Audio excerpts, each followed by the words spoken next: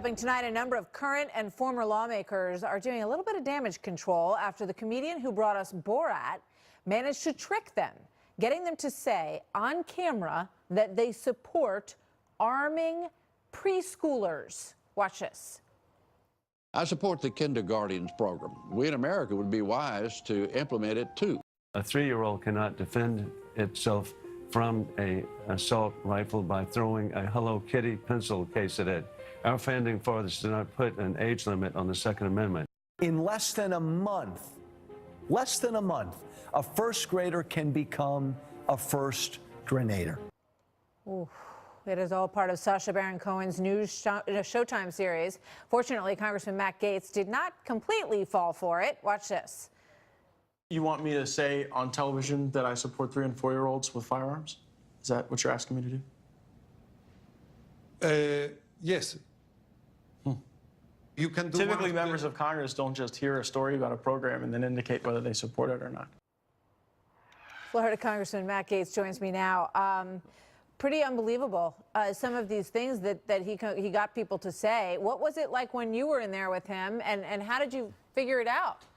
Well, Martha, as politicians, we should take the work we do very seriously, but we should not always take ourselves so seriously. I think it's hilarious that Sacha Baron Cohen duped me into an interview and got some of my colleagues to say some bizarre things, but he came into our office and really it was quite deceptive. They set up entire websites dedicated to this documentary that they were doing about policies in Israel and how those affected the United States, and so it appeared very normal until the questioning went a little awry, and it just something didn't really seem right to me, and so I was trying to not say anything all that newsworthy. I mean, he looks like he has a mask that he could peel off. You know, didn't that occur to you?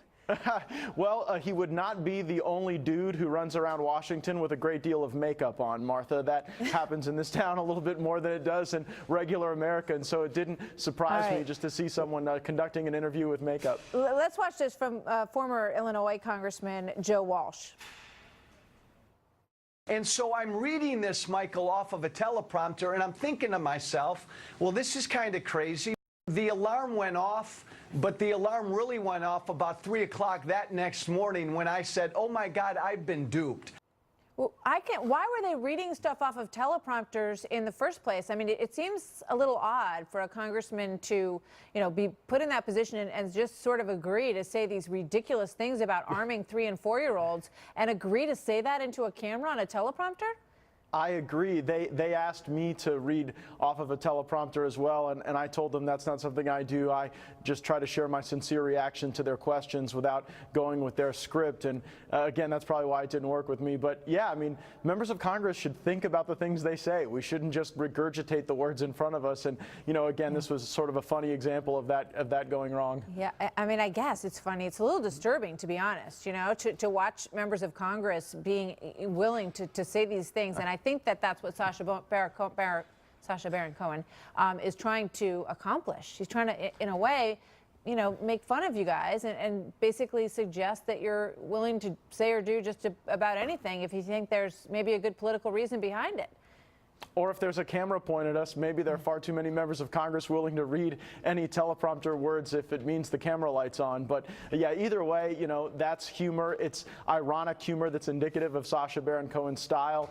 Though I think that sometimes he goes far over the line. He has created some funny moments on television, and I got a good laugh out of it. Yeah, he has created some funny moments. I would agree with you there. Sarah Palin is definitely not laughing about what he did to her impersonating a wounded veteran. I want to switch gears for a moment because I know that you had Lisa Page on the Hill today. She is the former lover of Peter Strzok, who everybody has heard so much about, and we sort of watched her walk through the hallways, and she went in to answer some questions. What can you share about that? There was one text message that speaks to, it was contemporaneous with the time Comey was fired, and there's a message about needing to open up a certain case while Andy McCabe is the acting director. In previous behind closed doors interviews, Mr. Rosenstein has indicated to members of Congress that did not involve Russia. Peter Strzok did not answer that question, and Lisa Page, I believe, answered it in a way that is inconsistent with Rod Rosenstein's prior statements behind closed doors. And if, in fact, they were trying to open up a Russia case because someone was the acting director that wouldn't have been opened otherwise, that shows the bias not just in people's hearts, but in their actions as they were conducting the investigation. That's what we're trying to prove, that bias resulted in a change of the investigative activities, which has been detrimental to the president and to the country. Is there any indication that she will undermine Peter Strzok?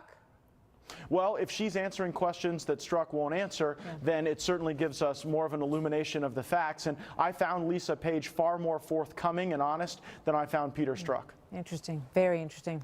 Congressman Gaetz, thank you very much. I promise this is a real interview. Good to see you tonight.